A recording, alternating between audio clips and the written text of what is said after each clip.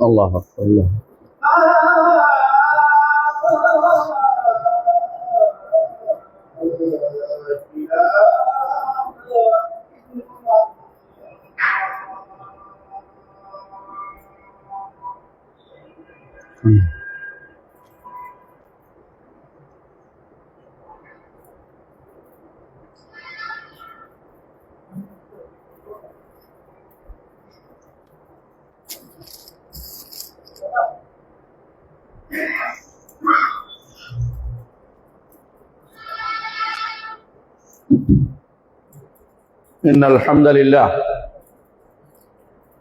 إن الحمد لله نحمده ونستعينه ونستغفره ونعوذ بالله من شرور أنفسنا ومن سيئات أعمالنا من يهده الله فلا مضل له ومن يضلل فلا هادي له وأشهد أن لا إله إلا الله وحده لا شريك له وأشهد أن محمدا عبده ورسوله يا أيها الناس اتقوا ربكم الذي خلقكم من نفس واحدة وخلق منها زوجها وبث منهما رجالا كثيرا ونساء واتقوا الله الذي تساءلون به والأرحام إن الله كان عليكم رقيبا يا أيها الذين آمنوا اتقوا الله حق تقاته ولا تموتن إلا وأنتم مسلمون يا أيها الذين آمنوا اتقوا الله وقولوا قولا سديدا يصلح لكم أعمالكم ويغفر لكم ذنوبكم ومن يطع الله ورسوله فقد فاز فوزا عظيما أما بعد فإن أصدق الحديث كتاب الله وخير الهدي هدي محمد صلى الله عليه وسلم وشر الأمور محدثاتها وكل محدثة بدعة وكل بدعة ضلالة وكل ضلالة في النار أيها الناس اتقوا الله فإن الله عز وجل أمركم بالتقوى والرسول صلى الله عليه وسلم أمرنا أن نتحلى بالتقوى والتقوى وصية الله الأولين والآخرين فمن اتقى الله عز وجل دخل جنته ومن لم يتق الله عز وجل لا يدخل جنته قال الله عز وجل تلك الجنة التي نورث من عبادنا من كان تقيا وقال جل وعلا তিলকাল জান্নাতুল্লাতী নুরিসু মিন ইবাদিনা মান কানা তাকিয়া। সম্মানিত মুসলিয়ানি কিরাম, আমি আপনাদেরকে অনুরোধ জানাচ্ছি যেন আল্লাহর তাকওয়া অবলম্বন করুন। আল্লাহর তাকওয়া অবলম্বন ছাড়া জান্নাতে যাওয়া কারো পক্ষে সম্ভব হবে না। তাকওয়া কি জিনিস তা আগে বুঝতে হবে। তাকওয়া কোনো বেশভূষায় পাওয়া যায় না, তাকওয়া কোনো দরবারে পাওয়া যায় না। তাকওয়া যে কোনো মানুষই তার প্রচেষ্টার মাধ্যমে আল্লাহকে যদি কেউ যথাযথভাবে সার্বক্ষণিক আল্লাহ সচেতনতার মধ্যে জাগ্রত করে তাহলে সে মুত্তাকি হইতে পারবে। আল্লাহ তাআলা আমাদের সৃষ্টি করেছেন, তিনি আমাদের কাছে কিছু জিনিস চান, আমরা তার তত্ত্বাবধানে আছি।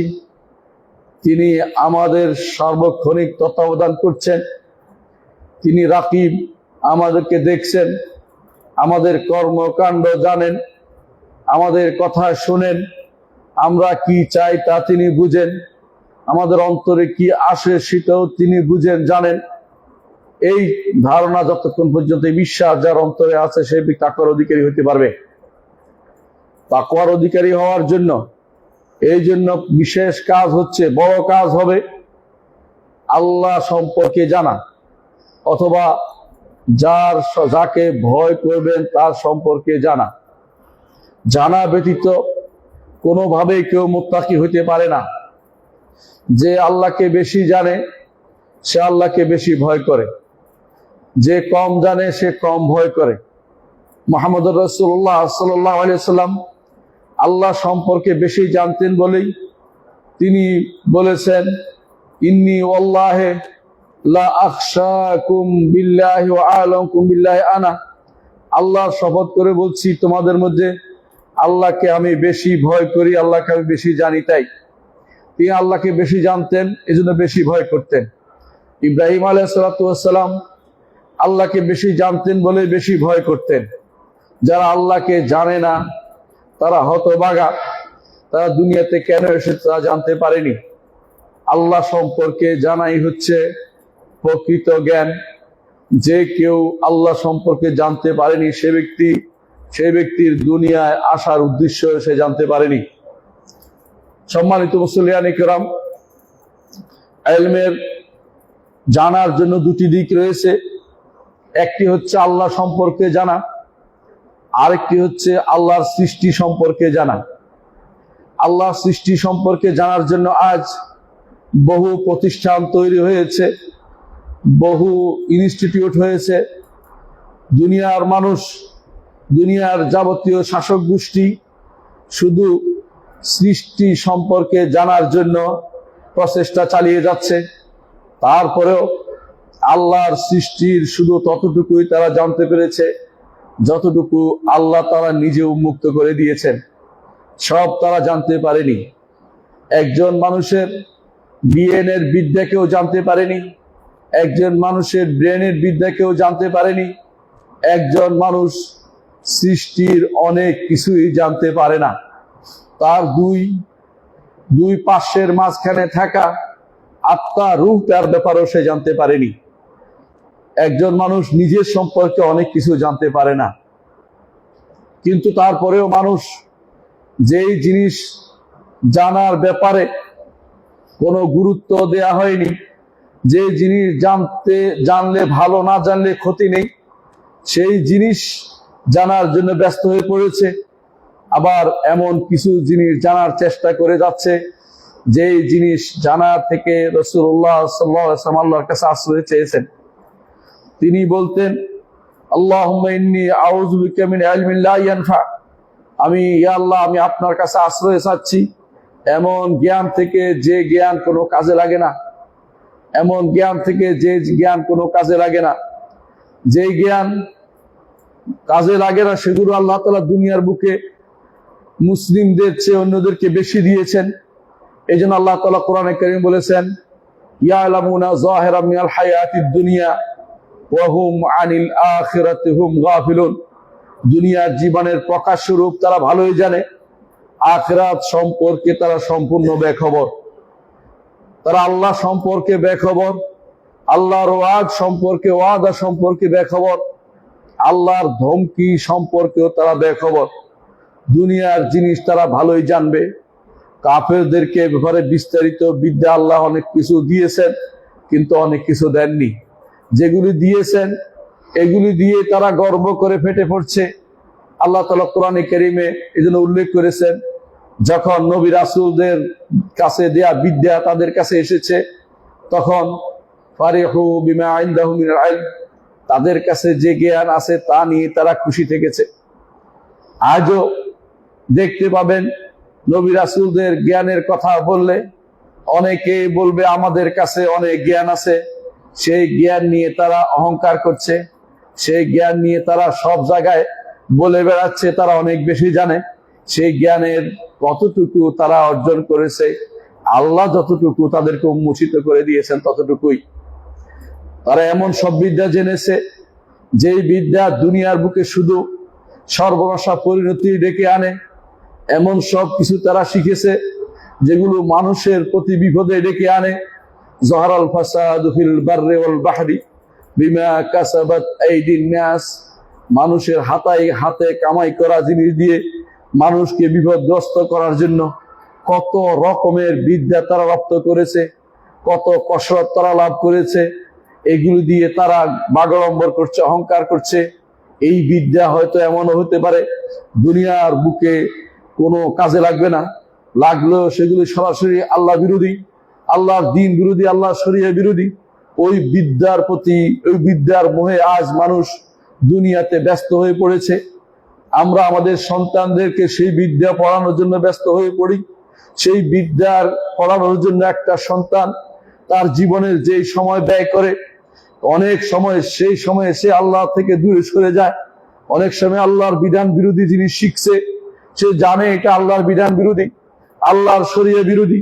সেই বিদ্যা পড়ে আল্লাহর শরিয়া বিরোধী জিনিস বাস্তবায়ন করার জন্য ব্যস্ত হয়ে পড়ে। তা সে জানে ভালো করে আল্লাহ তাআলার বিধানের বিরোধী চললে আল্লাহ তাআলা তাকে ছাড় দেবেন না। কিন্তু একটা বিশাল সময়, যৌবনের যেই সময়ে সে আল্লাহর ইবাদত করার কথা ছিল, যেই সময় ইবাদত আল্লাহর কাছে বেশি প্রিয় ছিল, যেই সময় ইবাদত করলে আল্লাহ তাআলা তাকে আরশের নিচে ছায়া দিতেন, যেটা আল্লাহ বলে দিয়েছে, আল্লাহ রাসূল বলে দিয়েছেন, শাবুন নাশা ফি ইবাদাতিল্লাহ, যে যুবক আল্লাহর ইবাদতে বড় হয়েছে সেই যুবককে তিনি সেদিন আরশের নিচে ছায়া দিবেন, যেদিন আল্লাহর আরশের ছায়া ব্যতীত আর কোনো ছায়া থাকবে না। সেই যুবকদেরকে আমরা আল্লাহ থেকে দূরে সরিয়ে দিচ্ছি, এমন সব বিদ্যা জ্ঞান অর্জনের দিকে ফিরিয়ে দিয়ে এমন সব বিদ্যার দিকে ফিরাচ্ছি যেগুলি কোরআন এবং সুন্নাহ বিরোধী, যেগুলি আল্লাহর বিধান বিরোধী, আল্লাহর শরিয়া বিরোধী, আল্লাহর নির্দেশনা বিরোধী। আল্লাহ তাআলা তিনি বান্দার কাছে যা চান তার বিরোধী। সেটার জন্য জীবনের মূল্যবান সময়টুকু ব্যয় করছে। শুধু ব্যয় নয়, অনেক সময় এইটা না হওয়ার কারণে অনেক সময় কেউ নিজেকে ধ্বংস করে দিচ্ছে। এটার কারণে চাকরি না পেলে নিজেকে ধ্বংস করে দিচ্ছে। বিভিন্ন কারণে সে নিজেকে ধ্বংস করছে। এমন সব বিদ্যার পিছনে, যেই বিদ্যা হয়তো তার জীবনে কোনোদিন কাজে লাগবে না। বিদ্যা আল্লাহ সম্পর্কে যদি জানতে না পারে, বাকি বিদ্যা কোনোদিন তার কোনো কাজে লাগবে না। প্রত্যেকটি মুসলিমের উপর, প্রতিটি মানুষের উপরে ফরজ হচ্ছে আল্লাহ সম্পর্কে জানা। আল্লাহ সম্পর্কে জানা ফরজে আইন। প্রতিটি মানুষকে সেটা জানতে হবে। কিভাবে সেটা জানবেন? আল্লাহর সত্তা সম্পর্কে জানবেন, আল্লাহ তাআলার জাত সম্পর্কে জানবেন। আল্লাহ তাআলার জাত সম্পর্কে জানতে হলে আল্লাহ তাআলা নিজে যে পরিচয় দিয়েছেন সেটা শুনবেন। আল্লাহ তাআলা বলছেন, কুল হুয়াল্লাহু আহাদ আল্লাহুস সামাদ লাম ইয়ালিদ ওয়া লাম ইউলাদ ওয়া লাম ইয়াকুল লাহু কুফুয়ান আহাদ। আল্লাহ সম্পর্কে জানতে হলে সূরাতুল ইখলাস পড়বেন। আল্লাহ সম্পর্কে জানতে হলে আয়াতুল কুরসি পড়বেন। আল্লাহ সম্পর্কে জানতে হলে সূরা হাশরের শেষ আয়াতগুলি পড়বেন। আল্লাহ সম্পর্কে জানতে হলে আল্লাহ আরশের উপর আছে সেটা জানবেন। আল্লাহ সম্পর্কে জানতে হলে আল্লাহ সৃষ্টি থেকে আলাদা সেটা জানবেন। আল্লাহ সম্পর্কে জানতে হলে আল্লাহ আযীম ওয়া হুয়াল আলিয়্যুল আযীম, তিনি বড়, তার থেকে বড় আর কিছু হতে পারে না। তিনি কত বড় তিনি ছাড়া কেউ জানে না। তার বড়ত্ব সম্পর্কে যদি আপনি কোনো কিছু কোরআন এবং হাদিস পড়েন, তাহলে আল্লাহ সম্পর্কে জানতে পারবেন। তাহলে প্রথম কাজ হচ্ছে আল্লাহ সম্পর্কে জানা। দ্বিতীয় কাজ হচ্ছে আল্লাহর কর্ম সম্পর্কে জানা। আল্লাহর কর্ম আর কিছু নয়, সৃষ্টিকুল সবই আল্লাহর কর্ম। তাদের সম্পর্কে জানবেন যে এতটুকুই যথেষ্ট, সবই আল্লাহর সৃষ্টি, সবকিছুর মালিকানা আল্লাহ, এবং সবকিছু তিনি নিয়ন্ত্রণ করেন, পরিচালনা করেন। তার কোনো জহির লাগে না, সাহায্যকারী লাগে না। আল্লাহ তাআলা কোরআনে কারীমে সূরা সাবার 22 নম্বর আয়াতে বলেছেন, কুল দুল্লাযিনা জাআমতুম মিন দুনিল্লাহি লা ইয়ামলিকুনা মিসকালা যাররাতিন ফিস সামাওয়াতি ওয়া লা ফিল আরদ ওয়া মা লাহুম ফীহিমা মিন শিরকিন ওয়া মা লাহু মিনহুম মিন যাহির। আল্লাহ তাআলা বলছেন, যাদেরকে তোমরা ডাকো দুনিয়ার বুকে, আসমান এবং জমিনের রায় পরিমাণ, সরিষা পরিমাণ জিনিসেরও তারা মালিক নয়। ওয়া মা লাহুম ফীহিমা মিন শিরকিন, অংশীদারও নয়। অনেকে বলতে পারেন যে মালিক না হলেও অংশীদার হতে পারে কেউ, না, আল্লাহ তাআলা বলছেন অংশীদারও নেই। এবং আল্লাহ তাআলা তারপর বলছেন ওয়া মা লাহুম, আল্লাহ তাআলার কোনো সাহায্যকারীও লাগে না। এই জগৎ পরিচালনায় কোনো সাহায্যকারী লাগে না, কোনো গাউস লাগে না, কুতুব লাগে না, কোনো ওকাবা নোতাবা ওজাবা কিছুই লাগে না। কোনো এই জাতীয় জিনিস যারা বিশ্বাস করে বসে আছেন, তারা এখনো মুশরিক হয়ে আছেন, ঈমানের পথে যাইতে পারেন নাই। আল্লাহ তাআলা কোরআনে যা বলেছেন, যদি আপনি পড়তে পড়তে দেখেন, সব জায়গায় শুধু একটাই বলেছেন, বারবার। এমন কোন সূরা নেই যেখানে আল্লাহ তাওহীদের কোনো না কোনো ইঙ্গিত রয়েছে। বারবার তিনি বলছেন লা ইলাহা ইল্লাল্লাহ, আল্লাহ ব্যতীত কোনো ইলাহ নেই, আল্লাহ ব্যতীত কোনো সত্য ইলাহ নেই। এই কথা তিনি বারবার বলেছেন, যাতে করে মানুষ বুঝতে পারে জগৎ পরিচালনা, জগতের মালিকানা, জগতের সৃষ্টি, জগতের সবকিছু একমাত্র আল্লাহ কর্তৃক নিয়ন্ত্রিত হয়। জগতের কেউ কিছু নিয়ন্ত্রণ করে না। আল্লাহর কর্ম সম্পর্কে জানতে হবে, সেগুলিকে আল্লাহর দিকে সম্পৃক্ত করতে হবে, সেগুলিকে আর কারো দিকে সম্পৃক্ত করা যাবে না। আল্লাহর সম্পর্কে জানতে হলে তৃতীয় কাজটি হবে আল্লাহর নাম সম্পর্কে জানা। আল্লাহর নাম, আল্লাহ নিজে বলেছেন ওয়ালিল্লাহিল আসমাউল হুসনা ফাদউহু বিহা, আল্লাহর রয়েছে সুন্দর সুন্দর নাম, সেগুলি দিয়ে তাকে ডাকো। আল্লাহ তাআলা আরো বলেছেন কুলিদুল্লাহ আউদুর রহমান আইয়াম্মা তাদউ ফালাহুল আসমাউল হুসনা, রহমানকে ডাকো অথবা আল্লাহকে ডাকো, যেই নামেই তুমি ডাকো না কেন, তিনি একক সত্তা, অধিক সত্তা নন। যেই নাম দিয়ে তাকে ডাকা হোক না কেন, তার সুন্দর সুন্দর নাম রয়েছে। তাকে ডাকলে তিনি সাড়া দেবেন, যাকে ডাকলে সাড়া দিবেন। আপনার সাড়া দেওয়ার জন্য তিনি নিকটে, তাকেই শুধুমাত্র আহ্বান করবেন, তার নামগুলি জানবেন, তার নাম দিয়ে তাকে আহ্বান করবেন। চতুর্থ যে জিনিসটি আল্লাহর উপর ঈমানের জন্য জরুরি, আল্লাহকে জানার জন্য জরুরি, তা হচ্ছে আল্লাহর গুণগুলো জানবেন। যদি কেউ আল্লাহর গুণ না জানে, সে আল্লাহ সম্পর্কে জানতে পারবে না। যেই সত্তার গুণ আপনি জানেন না, তার সম্পর্কে আপনি সবচেয়ে কম জানবেন। যে যত বেশি আল্লাহর গুণ জানবে, সে তত বেশি আল্লাহ সম্পর্কে জানতে পারবে। নবীরা সবচেয়ে বেশি জানেন, সেই জন্য নবীরা আল্লাহ সম্পর্কে বেশি জানতেন। নবীদের পরে সিদ্দিকরা, শহীদরা এবং আল্লাহর নেককার বান্দারা আল্লাহ সম্পর্কে বেশি জানেন, কারণ তারা আল্লাহর গুণাবলী সবসময় চর্চা করেন। আল্লাহর গুণগুলি দিয়ে, আল্লাহর গুণগুলো সিরা দিয়ে আল্লাহকে ডাকবেন। আল্লাহর গুণগুলি শপথ করতে পারবেন। আল্লাহর গুণগুলিকে দিয়ে আল্লাহর গুণগুলি ডাকতে পারবেন না, নামগুলিকে ডাকবেন, কারণ নাম ডাকার অর্থ হচ্ছে সত্তাকে ডাকা। পঞ্চম যে কাজ করলে আপনি আল্লাহ সম্পর্কে জানবেন, তা হচ্ছে আল্লাহর অধিকার জানা। এই অধিকারের বিষয়টি আল্লাহ কোরআনে উল্লেখ করে দিয়েছেন। আল্লাহ তাআলা বলছেন ওয়ামা খালাকতুল জিন্না ওয়াল ইনসা ইল্লা লিয়াবুদুন, মানুষ এবং জিনকে শুধুমাত্র আমার ইবাদতের জন্য সৃষ্টি করেছি। মা উরিদু মিনহুম মির রিজকিন ওয়া মা উরিদু আন ইউতঈমুন, তাদের কাছে আমি কোনো রিজিক চাই না, তারা আমাকে খাওয়াক সেটাও আমি চাই না।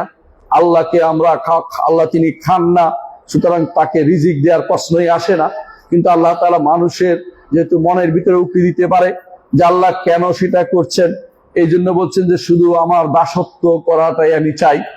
আল্লাহ দাসত্ব করা হচ্ছে আল্লাহর অধিকার, আর কারো দাসত্ব করা যাবে না। আমরা শুধু একমাত্র আল্লাহর দাস, আর কারো দাস নই। দুনিয়ার বুকে কেউ আল্লাহ ছাড়া কারো দাস হইতে পারে না। মুহাম্মদুর রাসূলুল্লাহ সাল্লাল্লাহু আলাইহি ওয়াসাল্লাম সেই জন্য তিনি বলেছেন, তোমাদের কেউ যেন তার দাসকে দাস হিসেবে না বলে, সে যেন বলে আমার যুবক, যাতে করে আল্লাহর দাসত্বের সাথে তার সেটা কোন রকমের কনফ্লিক্টে না আসে। আল্লাহর দাসত্বের সেটা হচ্ছে এমন এক সার্বভৌম বিষয় যেখানে অন্যের কোনো কিছু আসতে পারে না। এই জন্য আল্লাহ সম্পর্কে আমাদের সবার আগে জানতে হবে। আল্লাহ সম্পর্কে যদি জানতে পারেন, তো তার অধিকার সম্পর্কে জানবেন। তার অধিকারটা কি? একমাত্র তারই ইবাদত করা। ইবাদত যদি করতে হয় তাহলে শারঈ ইলম জানতে হবে। ইবাদত যদি করতে হয় কি দিয়ে ইবাদত করবেন তা জানবেন। ইবাদত যদি করতে হয় কিভাবে ইবাদত করবেন তা জানবেন। দুটি জিনিসের দরকার। ঈমানদার সবসময় চিন্তা করে আল্লাহর দাসত্ব কি দিয়ে করব, আল্লাহর দাসত্ব কিভাবে করব, দুটেই জানতে হবে আপনাকে। যা তা দিয়ে ইবাদত করা যায় না, আর যেভাবে সেভাবে ইবাদত করা যায় না। ইবাদতের জন্য দুটি সাইড সবসময় মনে রাখতে হবে। আকীদাগত সাইড রয়েছে যে আল্লাহর জন্য করব, আর আমলগত সাইড রয়েছে মুহাম্মদুর রাসূলুল্লাহ সাল্লাল্লাহু আলাইহি ওয়াসাল্লামের আদর্শ মোতাবেক করব। এই দুটি শর্ত যতক্ষণ পূর্ণ না হবে ততক্ষণ পর্যন্ত আল্লাহর দরবারে কোনো কিছু কবুল হবে না। আপনার দাসত্ব শুদ্ধ হতে হলে প্রথমেই থাকতে হবে এটা, আমি একমাত্র রব্বুল আলামিনের জন্য করছি, আমার জীবনের সবকিছু আল্লাহর জন্য। কুল ইন্না সালাতি ওয়া নুসুকি ওয়া মাহইয়ায়া ওয়া মামাতি লিল্লাহি রাব্বিল আলামিন লা শারীকা লাহু ওয়া বিযালিকা উমিরতু ওয়া আনা আউয়ালুল মুসলিমিন। আল্লাহ তাআলা শিখিয়ে দিয়েছেন তার নবীকে বলতে যে আমার ইবাদত, আমার জীবন, আমার মরণ, আমার সবকিছু একমাত্র কোরবানি হইতে শুরু করে সমস্ত কিছু একমাত্র রব্বুল আলামিনের জন্য, যার কোনো শরীক নাই। আমার জীবনের উদ্দেশ্য একমাত্র আল্লাহ তাআলাকে খুশি করা, আল্লাহর সন্তুষ্টি কামনা করা, আল্লাহর জান্নাত লাভ করা, আল্লাহকে দেখা। আল্লাহকে দেখার জন্য দুনিয়ার বুকে যা যা করার দরকার আমি সব করব। এটার মাধ্যমে আমি আল্লাহ দাসত্বকে পূর্ণতা দিব, আল্লাহ দাসত্ব করতে পারবো। এই জন্য যতক্ষণ পর্যন্ত কার ইবাদত করছেন আর কিভাবে করছেন সেটা না জানবেন, ততক্ষণ পর্যন্ত আপনার ইবাদত কোনোটাই কবুল হয়নি, কারণ আপনার জ্ঞানের ঘাটতি রয়েছে। কোরআনে কারীমে আল্লাহ তাআলা বলেছেন, ফামান কানা ইয়ারজু লিকা রাব্বিহি ফালইয়ামাল আমালান সালিহান ওয়া লা ইউশরিক বিইবাদাতি রাব্বি আহাদা। ফামান কানা ইয়ারজু লিকা রাব্বিহি, যে কেউ তার রবের সাথে সাক্ষাৎ করতে চায়। রবের সাথে আমাদের সাক্ষাৎ করতে চাইলেও কোথায় সাক্ষাৎ যাইতে হবে, আর সাক্ষাৎ করতে না চাইলেও রবের সামনে যেতে হবে। আলা ইয়াযুন্নু উলাইকা আন্নাহুম মাবউসুন লিয়াউমিন আযীম ইয়াওমা ইয়াকুমুন নাসু লিরাব্বিল আলামিন। রব্বুল আলামিনের সামনে যাওয়া ছাড়া কোনো গত্যন্তর নেই। হাসরের মাঠে উপস্থিত হতে হবে, এমন এক মাঠ যেই মাঠ থেকে পালানোর কোনো জায়গা নেই, যেই মাঠ থেকে কোনো দিকে পালাতে পারবেন না, যেই মাঠে সবাই দৃশ্যমান থাকবে, দূরের কাছে সবাই শুনতে পাবে আল্লাহর ডাক, সবাই সাথে কথা বলবেন, সবাইকে তিনি জিজ্ঞাসা করবেন সে কি করেছে, কার ইবাদত করেছে, কিভাবে করেছে। দুই প্রশ্ন তার থাকবেই। এই দুই প্রশ্নের উত্তরের কথা আল্লাহ তাআলা সূরা কাহফে বলেছেন, ফামান কানা ইয়ারজু লিকা রাব্বিহি, তোমাদের যে কেউ তার রবের সাথে সাক্ষাতের আশা করে ওই ব্যক্তি, যে ব্যক্তি ওখানের কাজটা করেছে। যেই বাড়ির কাজ আপনি করে যাইলে ওখানে বাড়িতে যেতে ইচ্ছা হবে, আর ওই বাড়ির কাজ না করে যান, ওইটা যদি বিরান ঘর করে রাখেন তাহলে সেখানে যাওয়ার চিন্তাও আপনার আসবে না। আপনি যদি কোনো মনে করেন আমি কিছু জিনিস পাঠিয়েছি সেখানে গিয়ে ভোগ করব, তাহলে আপনার যেতে ইচ্ছা হবে। আর যে ব্যক্তি দুনিয়াকেই সবকিছু মনে করে বসেছে, ধরাকে সরা জ্ঞান করে বসেছে, দুনিয়া ছাড়া তার কোনো চিন্তা আর নাই, সে ব্যক্তি আখিরাতে যেতে চাইবে না, না চাইলেও যেতে হবে। যদি আল্লাহ তাআলা পছন্দ, যে ব্যক্তি যাওয়া পছন্দ করেন, হাদিসে রাসূলুল্লাহ সাল্লাল্লাহু আলাইহি ওয়াসাল্লাম বলেছেন, মান আহাব্বা লিকা আল্লাহ আহাব্বাল্লাহু লিকা, যে কেউ আল্লাহর সাথে সাক্ষাৎকে পছন্দ করে, আল্লাহ তাআলা তার সাক্ষাৎ পছন্দ করেন। ওমান কারিহা লিকা আল্লাহ কারিহা আল্লাহ লিকা, যে কেউ পছন্দ করে না, আল্লাহ তার সাথে সাক্ষাৎ পছন্দ করেন না, কিন্তু সাক্ষাৎ হতেই হবে, তার দেখা হবে, হাসরের মাঠে তার সাথে কথা হবে, তার বিচার হবে, তাকে ছেড়ে দেওয়া হবে না, তাকে ছেড়ে দেওয়া হবে না। চিন্তা করে দেখুন, মুহাম্মদুর রাসূলুল্লাহ সাল্লাল্লাহু আলাইহি ওয়াসাল্লাম, তাকে অপশন দেয়া হয়েছে, খেয়াল দেয়া হয়েছে, দুনিয়াতে থাকবেন না যাবেন। তিনি বারবার বলছিলেন, আল্লাহুম্মা ইলার রাফিকিল আলা, আল্লাহ আমি যেতে চাই সর্বোচ্চ বন্ধুর কাছে, সর্বোচ্চ বন্ধুর কাছে যেতে চাই। আমি দুনিয়াতে থাকতে চাই না, কারণ তারা আখিরাতকে নির্মাণ করেছেন, এই জন্য দুনিয়াতে থাকাকে পছন্দ করেননি। আজ আমরা দুনিয়া থেকে এত বেশি পছন্দ করি, প্রয়োজনে দেশের বাইরে গিয়ে কুফরি করে, শিরিক করে বিভিন্ন ভাবে বাঁচার চেষ্টা কমতি করি না। কোথাও যদি কোনো শুনি যে ওখানে এই তাবিজ দিলে ভালো হয়ে যাব, শিরিক করে হলেও বাঁচানোর চেষ্টা করে অনেকে। তার সন্তানকে মেয়েরা যেভাবে আগলে রাখে, মনে করে এর মাধ্যমে সে তাকে বাঁচিয়ে দিচ্ছে, শিরিক করে না, শিরিক করে তাকে বাঁচাচ্ছে না, তাকে ধ্বংস করে দিয়েছে। তার জীবনের নিজের জীবন ধ্বংস করেছে, আরেকজনের জীবনকে ধ্বংস করার পয়তারা করছে। এই জন্য আল্লাহর সাথে সাক্ষাৎ করতে হলে দুটা জিনিস লাগবে। এক নম্বর হচ্ছে একমাত্র ইবাদত আল্লাহর জন্য করতে হবে, আর একটা হচ্ছে মুহাম্মদুর রাসূলুল্লাহ সাল্লাল্লাহু আলাইহি ওয়াসাল্লামের আদর্শ মোতাবেক আমলে সালেহ করে যেতে হবে। সুতরাং আমাদেরকে যদি মুক্তি পেতে হয়, মুক্তি চান, যদি জান্নাত চান, হাসরের মাঠের বিপদ থেকে বাঁচতে চান, অবশ্যই দুটি জিনিস আপনাকে লাগবে। একটা হচ্ছে ঈমান, একটি হচ্ছে আমল। ঈমান আমলের জন্য কোত্থেকে নিবেন? ঈমান আমল কোরআন এবং সুন্নাহ ছাড়াও কোথাও থেকে নেওয়া যায় না। বিবেক দিয়ে বা কোনো রকমের অন্য কোনো উৎস থেকে ঈমানও নেওয়া যায় না, আমলও নেওয়া যায় না।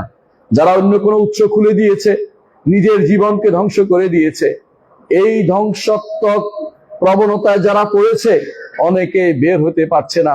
আল্লাহর কাছে কায়ম মনোবাক্যে যে ব্যক্তি হেদায়েত কামনা করবে, আল্লাহ তাকে হেদায়েত দিবেন।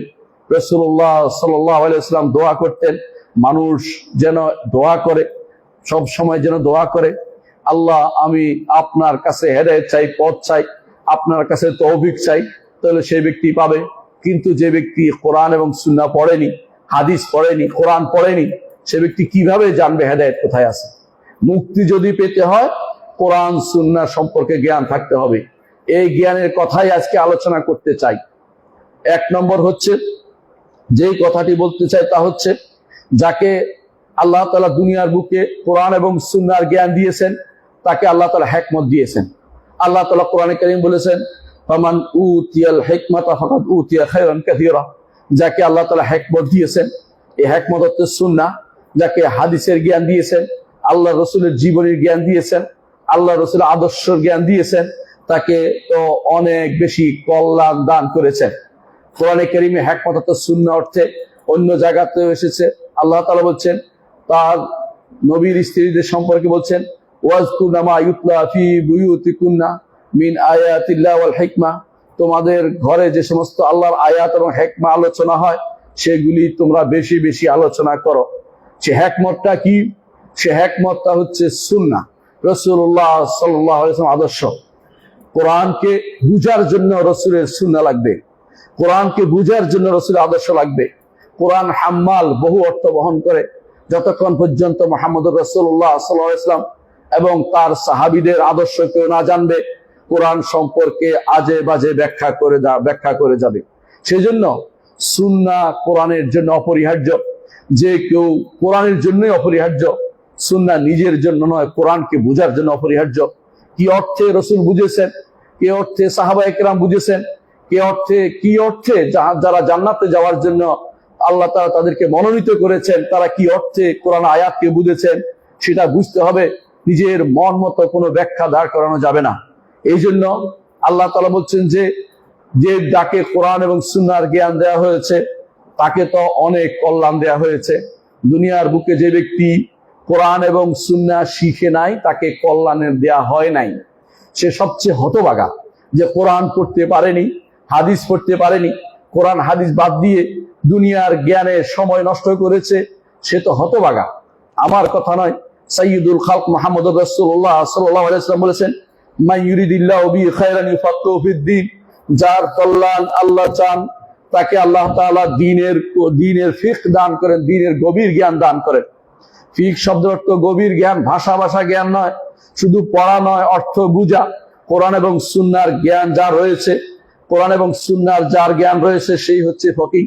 আর যে ব্যক্তি কোরআন সুন্নাহর জ্ঞান নাই, সে ব্যক্তি ফকিহ হতে পারে নাই, তার জন্য আল্লাহ কল্যাণ চাননি। ইমাম আহমদ ইবনে হাম্বল, হাদিসটি ইমাম বুখারী বর্ণনা করেছেন। ইমাম আহমদ ইবনে হাম্বল বলেন, দীনুন নবী মুহাম্মদ আযার নি'মাল মাতিয়াতু লিল ফাতাল আখবারু। মুহাম্মদ সাল্লাল্লাহু আলাইহি ওয়াসাল্লামের দ্বীন হচ্ছে আযার, পদাঙ্ক অনুসরণের নাম, নিজে কোনো কিছু নতুন করে তৈরি করার নাম নয়। অর্থাৎ আল্লাহ কি বলেছেন, রাসূল কি বলেছেন, সাহাবা একরাম কি করেছেন, ইমামরা কি বলেছেন, সেগুলি জানলেই আপনার হচ্ছে দ্বীন, এটাই তিনি বলেছেন। এই জন্য তিনি বলছেন, ইমাম আহমদ ইবনে হাম্বল, নি'মাল মাতিয়াতু লিল ফাতাল আখবারু, একটা যুবকের জন্য সবচেয়ে বড় বাহন হচ্ছে, উত্তম বাহন হচ্ছে কোরআন হাদিসের জ্ঞান। আখবার, হাদিসের জ্ঞান যে ব্যক্তি লাভ করতে পেরেছে সে ব্যক্তি উত্তম বাহনে সওয়ার হয়েছে। আর যে ব্যক্তি হাদিসের জ্ঞান লাভ করতে পারে নাই, রাসূলুল্লাহ সাল্লাল্লাহু আলাইহি ওয়াসাল্লাম আদর্শকে সে প্রাধান্য দিতে পারে নাই, সে ব্যক্তি বাহনে চড়তে পারে নাই, সে বিশাল পথ পাড়ি দিতে পারবে না। সে ব্যক্তি কিভাবে পার হবে, সেইভাবে কিভাবে সে ফুলসিরাত পার হবে, নিজের ব্যাপারে নিজে একটু জিজ্ঞাসা করে দেখুক। পরবর্তী পংক্তিতে তিনি বলছেন, লা তারগাবান্না আনিল হাদিস ওয়া আহলিহি, হাদিস শিখতে হবে এবং যারা হাদিসের অনুসারী তাদের পদাঙ্ক অনুসরণ করতে হবে। ফাররাউ লাইলুন ওয়াল হাদিসু নাহারু, মানুষ যে সমস্ত মতামত দিচ্ছে, তন্ত্র মন্ত্র দিচ্ছে, এগুলি হচ্ছে রাত, আর হাদিস হচ্ছে দিন। দিন কেন মানুষ ভালোবাসে? দিনের মাধ্যমে সব বোঝা যায়, রাতের মাধ্যমে কিছু দেখা যায় না। অন্ধকার রাত্রিতে আপনি পথ হারিয়ে ফেলবেন, আল্লাহর পথে যেতে পারবেন না। মুহাম্মদুর রাসূলুল্লাহ সাল্লাল্লাহু আলাইহি ওয়াসাল্লাম আপনাকে রেখে গেছেন এমন এক পথে, যেই পথটি সম্পর্কে তিনি বলেছেন, লাইলুহা কানাহারিহা, সেটা রাত ও দিনের মতো। আপনি যদি রাসূলুল্লাহ সাল্লাল্লাহু আলাইহি ওয়াসাল্লামের সুন্নাহকে অনুসরণ করেন, সেই পথে চলেন, সুন্নাহর পথে চলেন, তো আপনার রাত দিন সমান হয়ে যাবে। আর যদি রাসূলের হাদিসের অনুসরণ না করেন, আপনি অন্ধকারে হাতড়ে বেড়াবেন, কখনো হেদায়েতের পথে চলতে পারবেন না। এই জন্য মনে রাখবেন, যদি আপনি হিকমতের অধিকারী হতে চান, কোরআন এবং সুন্নাহর অনুসারী হবেন, সন্তানদেরকে সেই পথের অনুসারী করবেন, আপনি পথ পাবেন, আপনি ফকিহ হবেন। আল্লাহ এবং তার রাসূলের কল্যাণ যেখানে বলা হয়েছে সেখানে নিজেকে অবস্থান করতে পারবেন। ইমাম খতিবুল বাগদাদী রাহমাতুল্লাহ আলাইহি তিনি এই দুটি কবিতা উল্লেখ করেছেন তার শরফ আসহাবুল হাদিস গ্রন্থে।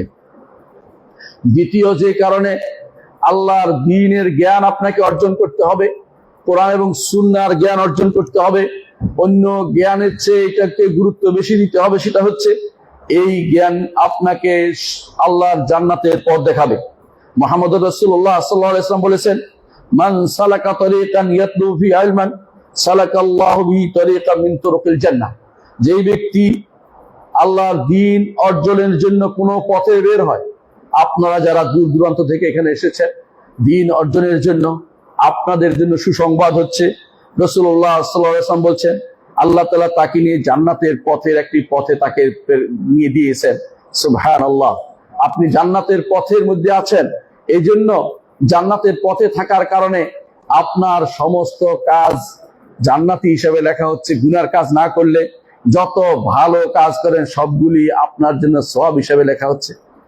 কোরআনে কারীমে আল্লাহ তাআলা তাদের সম্পর্কে বলেছেন, যালিকা বিআন্নাহুম লা ইউসিবুহুম যামাউন ওয়ালা নাসাবুন ওয়ালা মাখমাসাতুন ফি সাবিলিল্লাহ ওয়ালা ইয়াতাউনা মাউতান ইয়াগিজুল কুফার ওয়ালা ইয়ানালুনা মিন আদুবিন নাইলান ইল্লা কুতিবা লাহুম বিআমালুন সালিহ।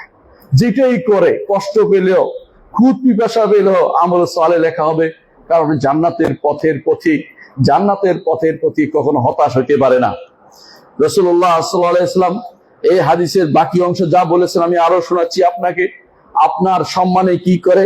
রাসূলুল্লাহ সাল্লাল্লাহু আলাইহি ওয়াসাল্লাম বলেছেন, ওয়া ইন্নাল মালাইকাতা লাতাদাউ আজনিয়াতাহা রিদান লিতালিবিল ইলম, ফেরেশতারা তাদের ডানা বিছিয়ে দেয় তালিবে ইলম, যারা কোরআন এবং সুন্নাহর ইলম শিখতে চায়, আল্লাহকে সন্তুষ্ট করার জন্য, দুনিয়ার উদ্দেশ্য থাকে না, তাদের প্রতি সন্তুষ্ট হয়ে ডানা বিছিয়ে দেয়। কেন ডানা বিছিয়ে দেয়? বিনয়ী হয়ে, যারা বড় কাজ করছে, এরা সবচেয়ে বড় কাজ করছে, জগতের শ্রেষ্ঠ কাজ তারা করছে। কেন?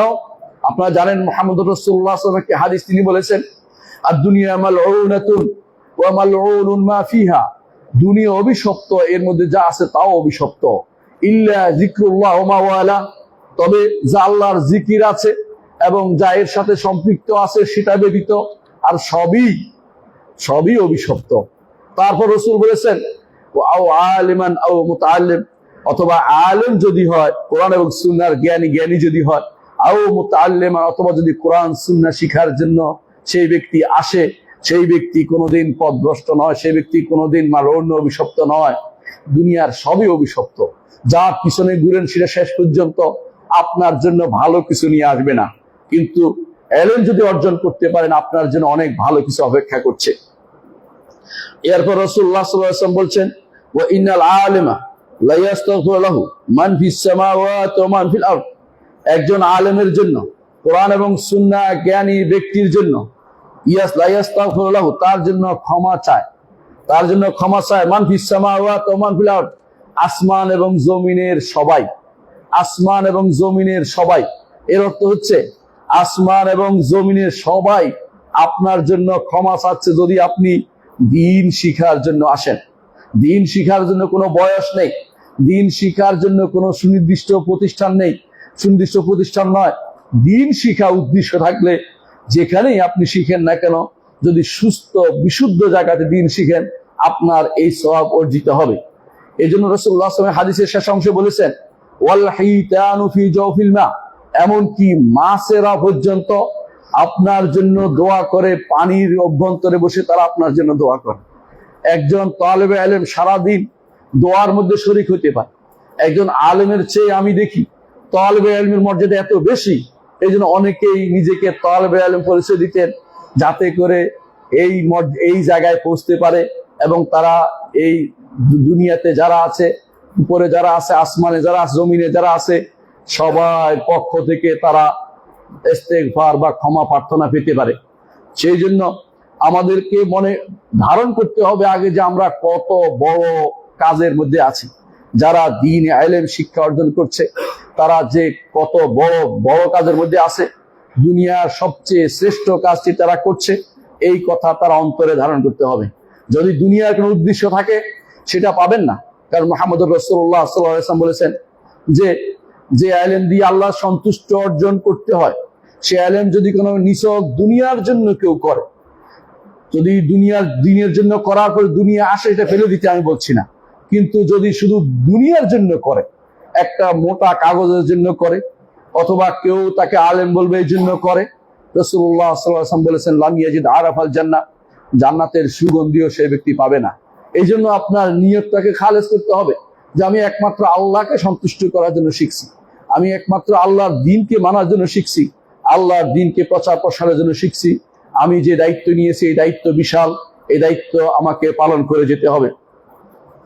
এরপর রাসূলুল্লাহ সাল্লাল্লাহু আলাইহি ওয়াসাল্লাম বলেছেন, ওয়া ইন্না ফাদল আলিমি আলাল আবিদি কাফাদলিল কামারি লাইলাতাল বদর আলা সাইরিল কাওয়াকিব, একজন আলেমের মর্যাদা একজন আবেদের উপরে, ইবাদতকারী সাধারণ একজন মানুষের উপরে একজন আলেমের মর্যাদা হচ্ছে চাঁদের মর্যাদা। চাঁদ তো কি মর্যাদা? আলোর দিক থেকে, এখানে আলোর দিক থেকে বলার উদ্দেশ্য, সেজন্য বলছেন লাইলাতুল বদর, অর্থাৎ পূর্ণিমার রাতে চাঁদের আলো অন্য তারকার চেয়ে বেশি যেমন হয়, তেমনি ভাবে সাধারণ ইবাদতকারীর উপরে আলেমের মর্যাদা এত বেশি।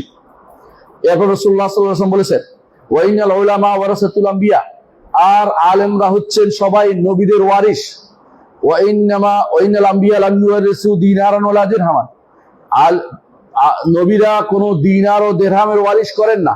ওয়া ইন্নামা ওয়ারাসুল ইলমা, তারা শুধুমাত্র ইলমের ওয়ারিস করে যান।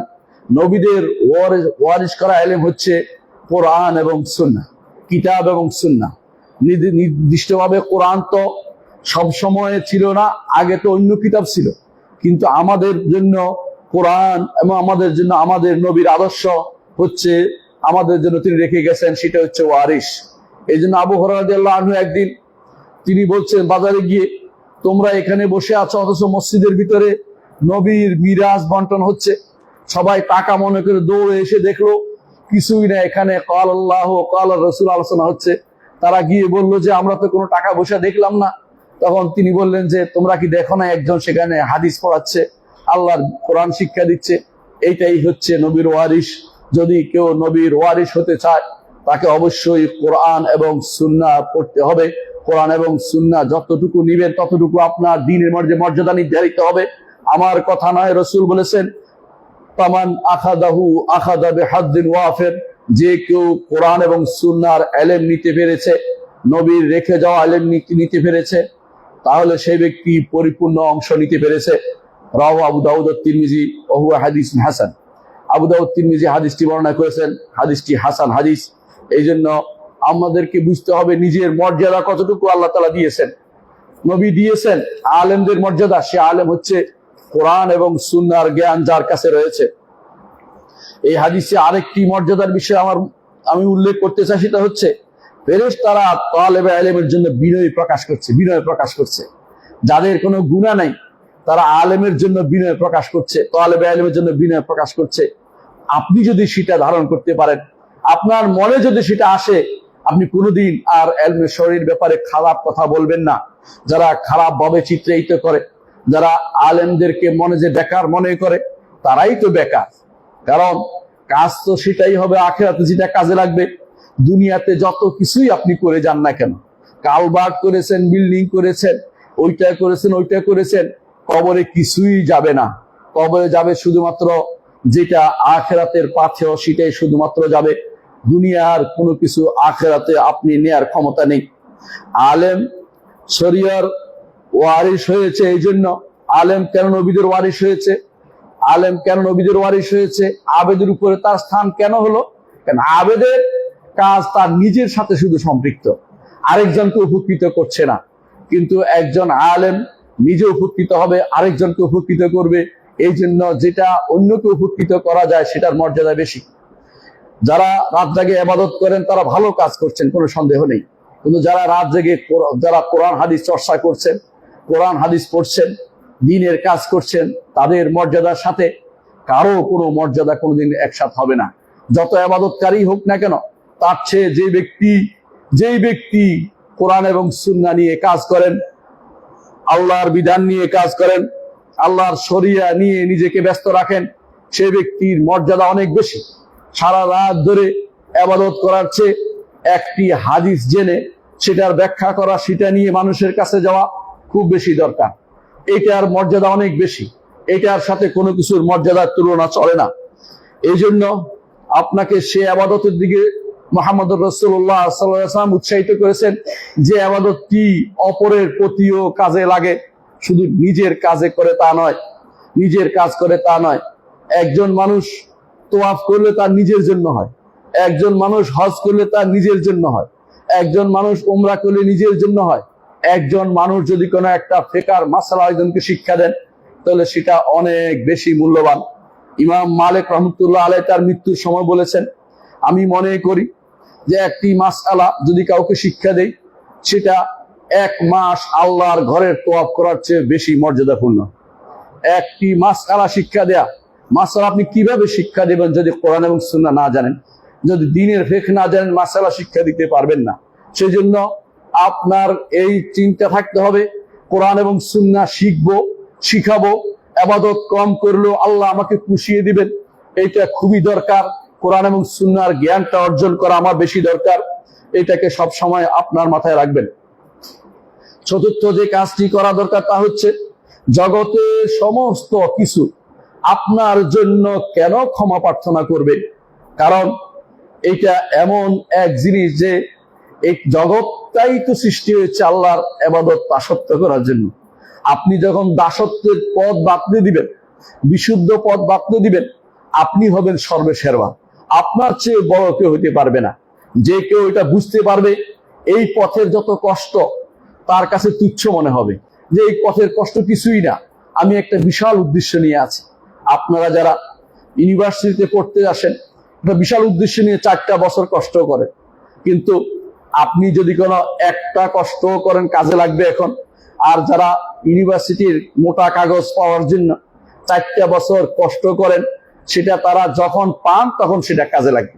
কিন্তু আপনি যদি কোনো এখনই কোনো একটা কাজ করে বসেন, সুবহানাল্লাহ, আলহামদুলিল্লাহ, লা ইলাহা ইল্লাল্লাহ, আল্লাহু আকবার, কাউকে শিক্ষা দেন সালাত, কাউকে যাকাত শিক্ষা দেন, কাউকে হজের নিয়ম শিক্ষা দেন, কাউকে মাসআলা বলেন, আপনি হবেন সর্বসেরা।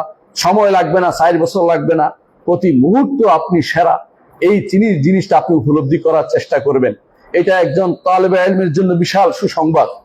পঞ্চমত যে সুসংবাদ আপনার জন্য রয়েছে তা হচ্ছে, রাসূলুল্লাহ সাল্লাল্লাহু আলাইহি ওয়াসাল্লাম আমাদেরকে জানিয়েছেন যে যেই ব্যক্তি ইলম অর্জনের জন্য বের হয়, সে ব্যক্তি আল্লাহর রাস্তায় জিহাদের জন্য বের হয়।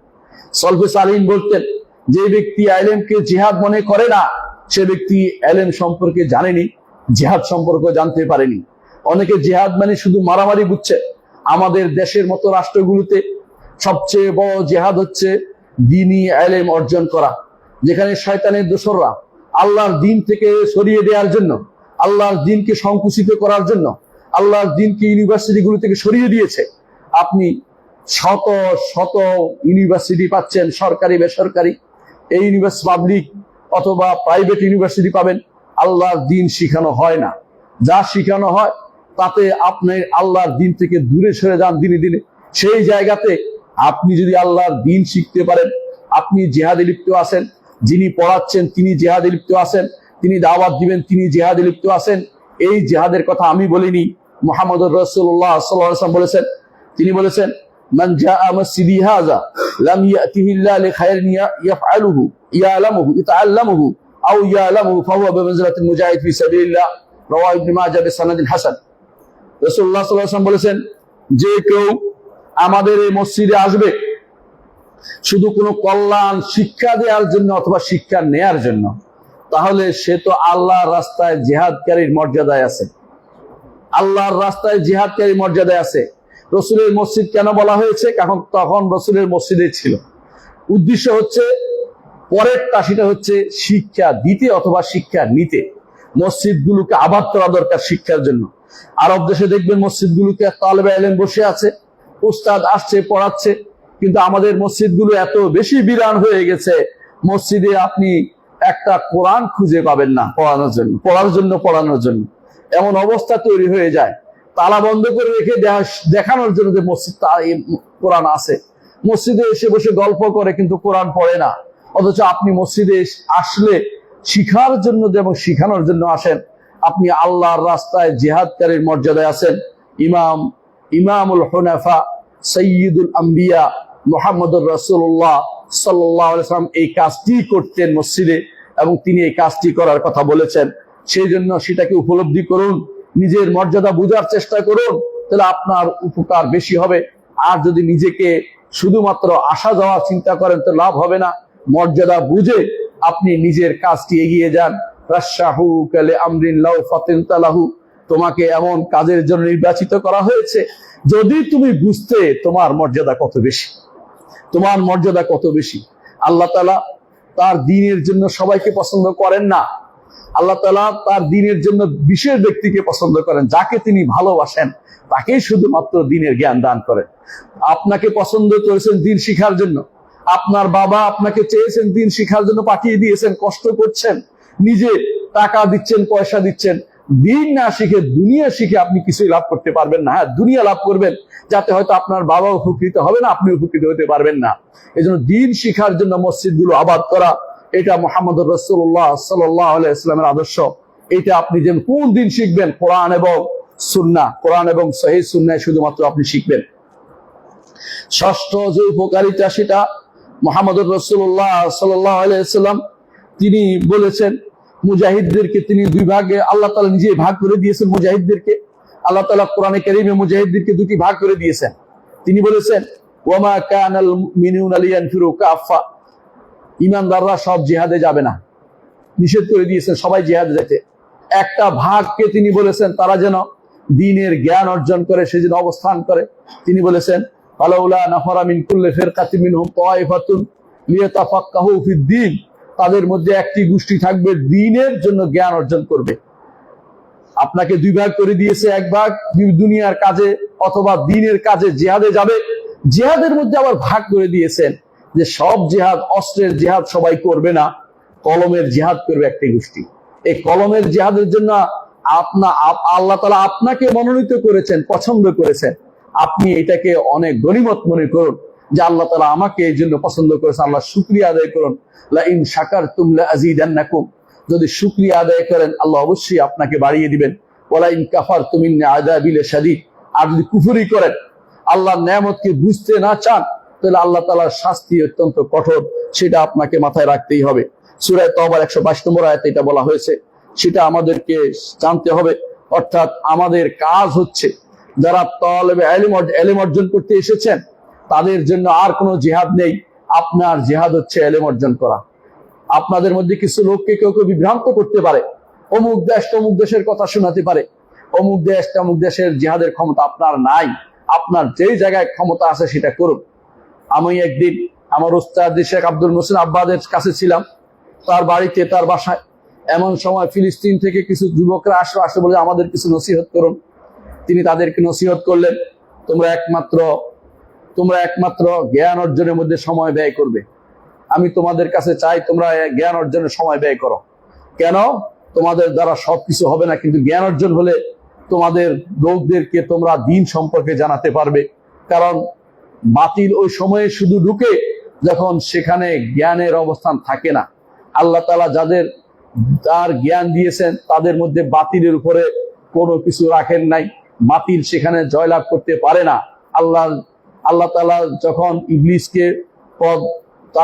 ইবলিস যখন পথভ্রষ্ট হয়েছিল, তখন সে বলেছিল যে আমি তাদের সবাইকে পথভ্রষ্ট করে দেব, ইল্লা ইবাদাকা মিনহুল মুখলাসিন, তবে আপনার খালেস বান্দাদেরকে আমি কিছু করতে পারবো না।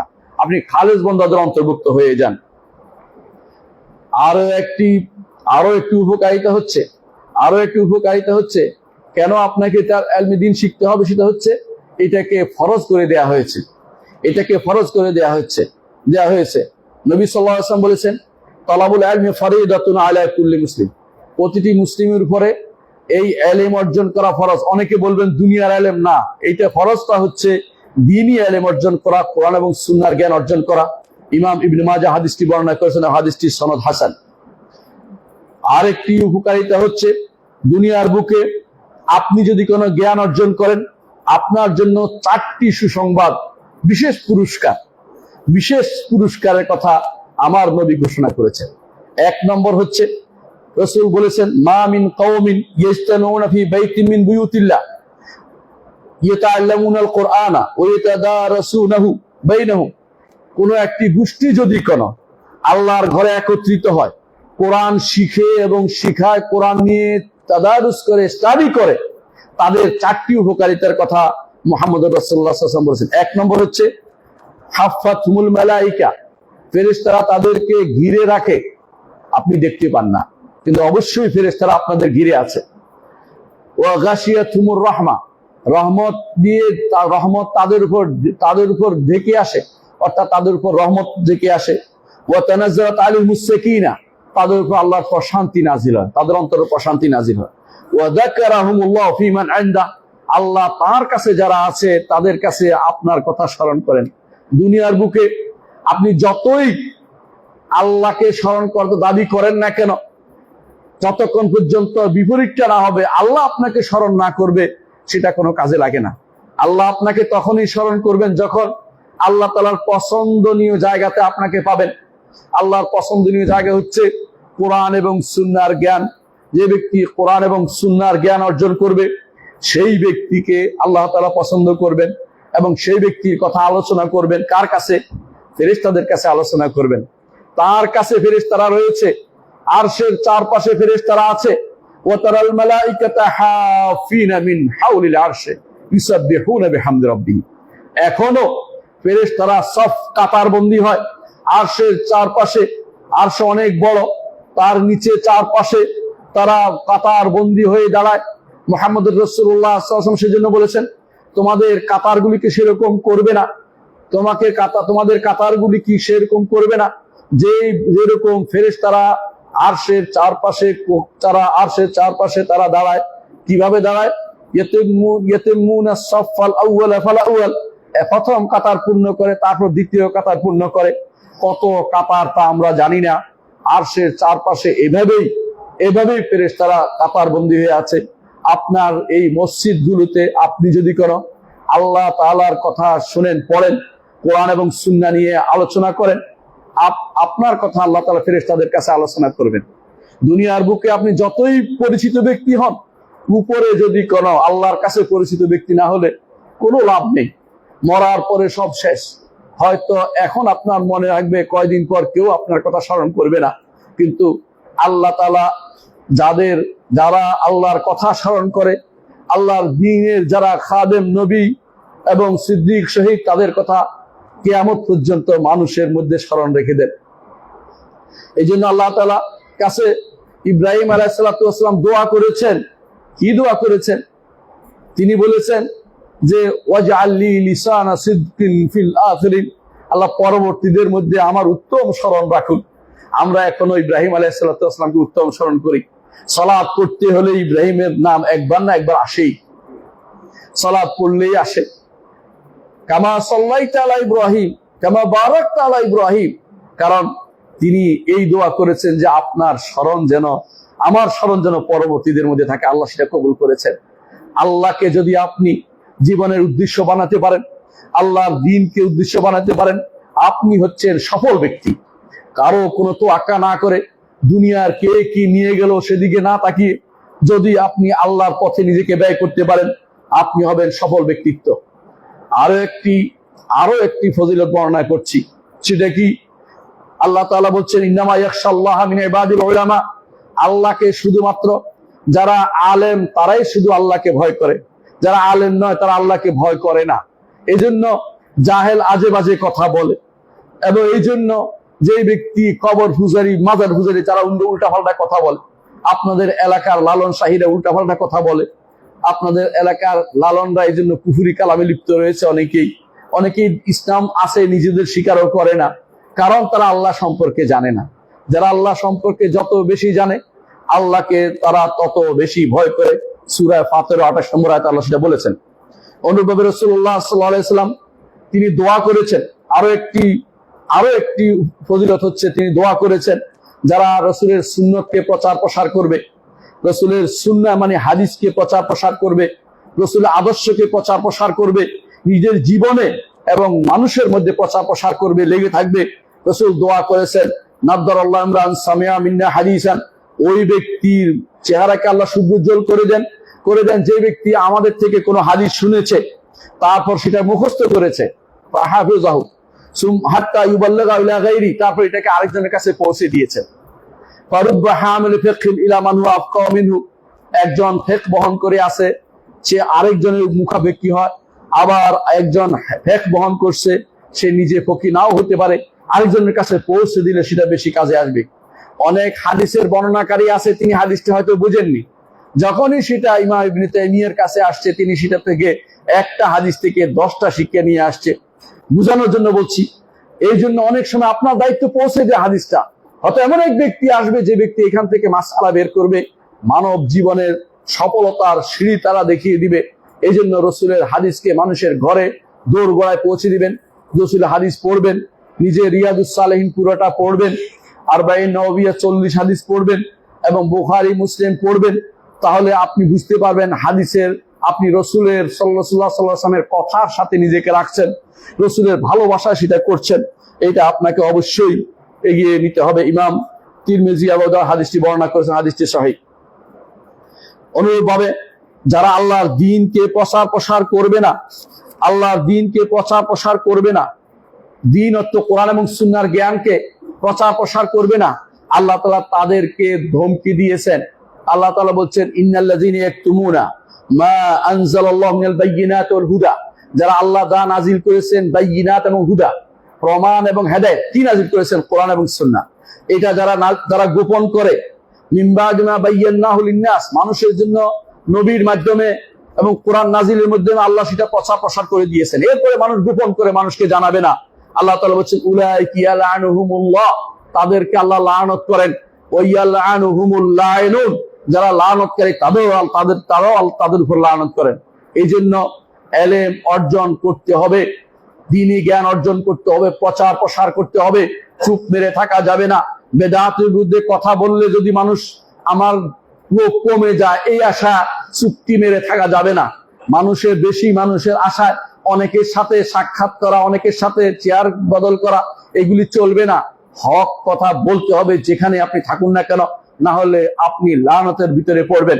মুহাম্মদ রাসূলুল্লাহ সাল্লাল্লাহু আলাইহি ওয়াসাল্লাম আরো বলেছেন যে যাকে কোনো ইলম দেয়া হয়েছে, শিখেছে সেইটা, তারপর সেটাকে গোপন করেছে, কিয়ামতের দিন সেই ব্যক্তি আসবে, তার মুখে আগুনের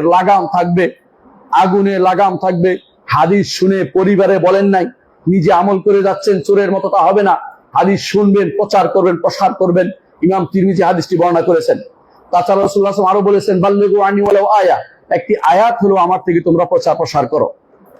আরো একটি উপকারিতা হচ্ছে, আল্লাহ তাআলা কোরআনে কারীমে যারা আলেম তাদের দিয়ে তিনি সবচেয়ে বড় জিনিস দিয়ে বলেছেন যে আলেম যারা তারা ফেরেশতাদের কাতারে। দলিল আল্লাহ তাআলা বলছেন, শাহিদ আল্লাহ আন্নাহু লা ইলাহা ইল্লা হুয়াল মালাইকাতু ওয়া উলুল ইলমি কায়িমান বিল কিসত, যে উলুল ইলম যারা হকের উপরে প্রতিষ্ঠিত থেকে ইলম অর্জন করেছে তারা ফেরেশতাদের কাতারে তারা রয়েছে। বিশাল ব্যাপার আল্লাহ তাআলা উল্লেখ করেছেন। কোন জায়গায় সাক্ষ্য দিচ্ছে? লা ইলাহা ইল্লাল্লাহর উপরে, আল্লাহ ব্যতীত সত্য কোনো ইলাহ নেই সেটার উপরে। এইটা যে ব্যক্তি অর্থ করতে পারে নাই, সত্য ইলাহ অর্থ মাবুদ বুঝে নাই, সে ব্যক্তি লা ইলাহা ইল্লাল্লাহ বুঝে নাই, তার ঈমান শুদ্ধ হয় নাই। যতক্ষণ পর্যন্ত লা ইলাহা ইল্লাল্লাহর অর্থ না বুঝবে, ঈমানদার হতে পারে না, নামাজও হবে না, কিছু তার শুদ্ধ হবে না, সালাত তার শুদ্ধ হবে না। এই জন্য আল্লাহর পক্ষ থেকে যেই আপনার প্রতি যে সুন্দর তাজকিয়া দেয়া হচ্ছে যে আপনি হচ্ছেন সেরা ব্যক্তি, ফেরেশতাদের কাতারে যদি আপনি যেতে চান, দ্বীনি ইলম আপনাকে শিখতে হবে। পরবর্তী আরেকটি ফজিলত হচ্ছে, আল্লাহ তাআলা ঈমানদারদের মর্যাদা, আলেমদের মর্যাদা বৃদ্ধি করেছেন, নিজে ঘোষণা করেছেন। সূরা মুজাদালা 11 নম্বর আয়াতে আল্লাহ তাআলা বলছেন, ইয়ারফাইল্লাহুল লাযিনা আমানু মিনকুম ওয়াল্লাযিনা উতুল ইলমা দারাজাত, তোমাদের মধ্যে যারা ঈমান এনেছে এবং ইলম প্রাপ্ত হয়েছে আল্লাহ সম্পর্কে, তাদেরকে আল্লাহ তাআলা বহু গুণ উপর রাখবেন। কিভাবে রাখবেন? রাসূলুল্লাহ সাল্লাল্লাহু আলাইহি ওয়াসাল্লাম বলেছেন, কিয়ামতের দিন বলা হবে, উঠো এবং তেলাওয়াত করতে থাকো, তার তীরের সাথে পড়ো, তাড়াহুড়ো নেই। যত উপরে তুমি পৌঁছতে পারবে পড়তে পড়তে, তত উপরে তোমার মর্যাদা নির্ধারিত হবে। এটা শুধু পড়া নয়, এটা দুনিয়াতে যারা এটার উপর আমল করেছে, এটা নিয়ে ব্যস্ত ছিল, তার মর্যাদা নির্ধারিত হবে। শুধু হেফজ করলে এই মর্যাদা নির্ধারিত হবে, এটা বোঝার কোনো কারণ নেই। অনুভাবে সূরা জুমারের 9 নম্বর আয়াতে আল্লাহ তাআলা বলছেন, কুল হাল ইয়াস্তাবিল লাযিনা ইয়ালামুন ওয়াল লাযিনা লা ইয়ালামুন, হে নবী আপনি বলে দিন, যারা জানে এবং যারা জানে না তারা কি সমান? কখনো সমান হইতে পারে না। যারা জানে এবং যারা জানে না তারা সমান হইতে পারে না। আপনি দেখুন দুনিয়ার বুকে সবাই যে জানে না সেও নিজেকে জানা জ্ঞানী দাবি করতে চায় যে আমি জানি। কেউ বলে না যে আমি তো জাহেল, বলে না, জ্ঞানী হতে চায়। বোঝা গেল দুনিয়া মানুষও বুঝে যে জ্ঞানী আর মূর্খ একরকম না। সুতরাং আপনাকে জ্ঞানী হতে হবে। সেই জ্ঞানটা ওই সময় প্রকাশ পাবে যে ব্যক্তি আল্লাহ সম্পর্কে জেনেছে এবং তার রাসূল সম্পর্কে জেনেছে, আল্লাহর দ্বীন সম্পর্কে জেনেছে। যে ব্যক্তি রাদিতু বিল্লাহি রাব্বান ওয়া বিল ইসলামি দীনান ওয়া বি মুহাম্মাদিন নাবিয়্যান, যেটা সকাল বিকাল বলেছে এবং আমল করেছে, সেই ব্যক্তি শুধুমাত্র এই মর্যাদা পেতে পারে। যারা এই মর্যাদা থেকে দূরে থাকবে তাদের একটি পরিণতি মুহাম্মদ রাসূলুল্লাহ সাল্লাল্লাহু আলাইহি ওয়াসাল্লাম বলেছেন, আমি শেষ করব ইনশাআল্লাহ। মুহাম্মদ রাসূলুল্লাহ সাল্লাল্লাহু আলাইহি ওয়াসাল্লাম বলেছেন, যখন আল্লাহ তাআলা ইচ্ছা করবেন দুনিয়ার মানুষকে যে তাদের থেকে ইলম উঠিয়ে নেবেন, তখন সরাসরি ইলম উঠাবেন না, আলেমদেরকে উঠিয়ে নিয়ে যাবেন। তারপর মানুষ প্রশ্ন করবে জাহেলদেরকে, জাহেলরা আলেম সাজবে, মুফতি সাজবে। আপনাদের আশেপাশে বহুত মুফতি এরকম আছে, যেরকম মুফতি সাজবে, দুনিয়া পাওয়ার জন্য ব্যস্ত হয়ে পড়বে, মিথ্যাচার দিয়ে জগৎ গড়ে তুলবে। এই সমস্ত মুফতি জাতীয় মানুষগুলো, মুফতি অর্থ মুফত কিনা আল্লাহ জানে, তারা মুফতি কিসের ফতোয়া দেয়? তারা কথাবার্তার কোনো উদ্দেশ্য ঠিক নেই, কোরআন এবং সুন্নাহর জ্ঞান নেই, আজে বাজে কথা বলে সারাক্ষণ দেয়, নিজের মন মতো কথা বলে বেড়াচ্ছে, কোরআন সুন্নাহর শরীর কোনো দলিলবিহীন কথাবার্তা বলে যাচ্ছে তারা। এরকম লোক কখন তৈরি হবে? যখন আলেম থাকবে না। রাসূলুল্লাহ সাল্লাল্লাহু আলাইহি ওয়াসাল্লাম বলেছেন, আল্লাহ তাআলা যখন ইলম উঠিয়ে নিতে চাইবেন, আলেমদের তুলে নেবেন, তারপর মানুষ তখন জাহেলদেরকে নেতা বানাবে। ওই জাহেলের কাছে তারা দিন শিখার, দিনের কাছে দিন জিজ্ঞাসা করবে। জাহেলে তখন ফতোয়া দিবে না জেনে, এরপর নিজেও পথভ্রষ্ট হবে, অন্যকেও তারা পথভ্রষ্ট করবে। আজ সেটার ছড়াছড়ি চলছে। যাদেরকে আপনার আলেম মনে করেন তাদেরকে আপনি দেখবেন অনেকেই তারা শুদ্ধ করে কোরআনও পড়তে পারে না। আমি একজনকে জানি 10 খণ্ডের তাফসীর লিখে ফেলছে, হাদিস অস্বীকার করে। আবার দেখবেন যে সে শুদ্ধ করে কোরআনও পড়তে পারে না। এক অধ্যক্ষ আছে, নাম আপনি নাম বললাম না, এরকম বহু মানুষ আছে নিজেরা দিন সম্পর্কে জানেই না, কিন্তু নিজেরা মুফাসসির সেজে বসেছে। অনেক অনেক বক্তব্য তারা দিচ্ছে যেগুলি সরাসরি কোরআনের সাথে হাদিসের সাথে কন্ট্রাডিক্টরি, তারপরও তারা আলেম বলে বিবেচিত হচ্ছে আপনাদের কাছে। কারণ এলমে দ্বীন উঠে গেছে বলেই আপনারা যারা জাহেল এদেরকে আলেম মনে করে বসেছেন। এটা আমার নবী বলেছে, এলমে দ্বীন উঠে যাওয়ার কারণ হচ্ছে দিন সম্পর্কে কেউ পড়তে চায় না, পড়াতে চায় না। অনেকে মনে করে জীবনের শেষ মুহূর্তে অনেকের কাছে মনে হয় যে এখন বুঝি একটু সময় আছে, এখন ছেলেকে পড়াবো, ওখানে দিব, তখন মনে হয় যে আয় রে আমি তো কিছু রেখে যাই নাই। এটা আরেকটি ফজিলত হচ্ছে আপনি মরে যেতে পারেন, যদি আলেম বানাতে পারেন, আলেম হতে পারেন, দুটাতে আপনার লাভ। মুহাম্মদুর রাসূলুল্লাহ সাল্লাল্লাহু আলাইহি ওয়াসাল্লাম বলেছেন যে ইজা মাতা ইবনু আদম ইনকাতা আনহু আমালুহু, বনি আদম যখন মারা যায় তার সমস্ত আমল কর্তৃত হয়ে যায়। দুনিয়াতে কি রেখেছেন সব শেষ। কিন্তু তিনটা জিনিস, একটা হচ্ছে ইলমুন ইউনতাফাউ বিহি, এমন ইলম রেখে গেছে যে ইলম উপকার দেয়। সূরা ফাতিহা শিক্ষা দিয়েছেন সন্তানকে, এটা আপনার কাজে লাগবে। সন্তান যতদিন সালাত আদায় করবে কবরে আপনি সওয়াব পেতে থাকবেন। আপনি তাকে যেটাই শিক্ষা দেন দিন সম্পর্কে আপনার জন্য সওয়াবের কারণ হবে। এটা হবে আপনার জন্য ইলমুন ইউনতাফাউ বিহি। সন্তান রেখে গেছেন দ্বীনের উপরে, এটা সাদকা জারিয়া। সন্তান রেখে গেছেন আলেম হিসাবে, এটা আপনার জন্য ওয়ালাদুন সালিহুন ইয়াদউ লাহু। একটা সন্তানের তিনটা জিনিস আপনি পাচ্ছেন। একটা নেক সন্তান রেখে গেলে যদি আপনি সেটা না করেন, দিন সম্পর্কে না জানেন, তাহলে দিন সম্পর্কে যদি আপনি জানার চেষ্টা না করেন, তাহলে আপনি হতভাগা। দুনিয়াতেই আপনি যা করেছেন সেটা শেষ হয়ে যাবে। আল্লাযীনা দাল্লা সাইয়ুহুম ফিল হায়াতিদ দুনিয়া ওয়া হুম ইয়াহসাবুনা আন্নাহুম ইহসিনুনা সুনআ কুল হাল নুনাব্বিউকুম বিল আখসারিনা আমালা। আল্লাহ তাআলা বলছেন, যারা আমল করে ক্ষতিগ্রস্ত হয়েছে তাদেরকে কি আপনাকে জানিয়ে দিব না? তারা হচ্ছে ওই সমস্ত ব্যক্তিরা যারা নিজেরা অনেক আমল করেছে, কিন্তু সে আমল তাদের কোনো কাজে লাগে নাই। কি জন্য? কারণ ঈমানের উপর ছিল না, ঈমান ঠিক ছিল না। ঈমান ঠিক করতে হলে কোরআন হাদিস পড়তে হবে। ঈমান ঠিক করতে হলে কোরআন হাদিস পড়তে হবে। আমল ঠিক করতে হলে কোরআন হাদিস পড়তে হবে। না পড়ে আপনি আল্লাহ সম্পর্কে জানতে পারবেন না। কারণ আমার নবী তিনি মুআল্লিম ছিলেন, নবীকে শিক্ষা দিয়েছেন জিবরিল, আল্লাহ শিক্ষা দিয়েছেন। আল্লাহ বলেছেন আল্লামনা, আপনাকে শিক্ষা দিয়েছি আমরা। আল্লাহ বারবার এটা বলেছেন। আল্লাহ বলছেন দোয়া করতে তার নবীকে, ওয়াকুর রব্বি জিদনি ইলমা, আল্লাহ আমাকে ইলম বাড়িয়ে দিন। সে ইলম দুনিয়ার কোনো ইলম নয় যার জন্য এখন প্রতিযোগিতা লিপ্ত হচ্ছেন। এক এক সিটের জন্য 100 জন প্রতিযোগিতা করতেছেন। আল্লাহর দ্বীনের জন্য প্রতিযোগিতা লাগে না, পড়লেই হয়, আলেমের কাছে গিয়ে পড়লেই হয়। যে জিনিসটা সহজ সেটাই কঠিন করছেন, কঠিনটাকে পাওয়ার জন্য জীবন শেষ করে দিচ্ছেন, কিন্তু আল্লাহকে জানার জন্য কতটুকু সময় দিচ্ছেন আপনি একটু চিন্তা করে দেখুন। আকুলু কাউলি হাযা ওয়া আস্তাগফিরুল্লাহ লি ওয়া লাকুম ওয়া লিসাইরিল মুসলিমিন ফাস্তাগফিরু ইন্নাহু হুয়াল গফুরুর রাহিম।